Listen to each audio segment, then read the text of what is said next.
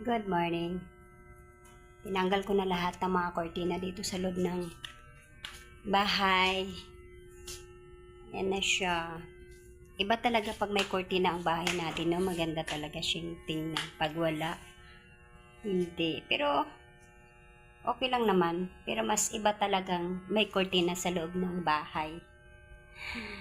Yan, naunti-unti ko na guys. Alam mo na, magpanibago na naman tayo. At paglipat na naman, panibago na namang ayos. Yan ang life ni Susan. It's normal. It's talagang naman gusto ko talagang mag-ayos sa bayan naman. Paborito kong gawin sa loob ng pamamahay. Mag-ayos, maglinis. Yan ang kaligayahan ko.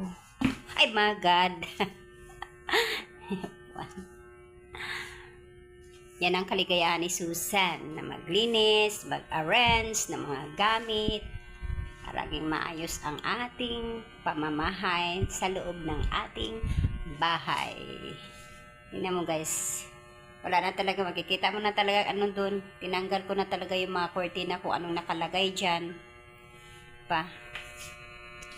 Ito, as in, tatanggalin ko pa pala ito para maya tatanggalin ko. Pahinga muna ako kasi katatapos ko lang tinanggal yung mga ibang sapin, lalo na yung mga tawil na nilalagay ko sa mga cover sa lagay ng plato, lagayan ng mineral water.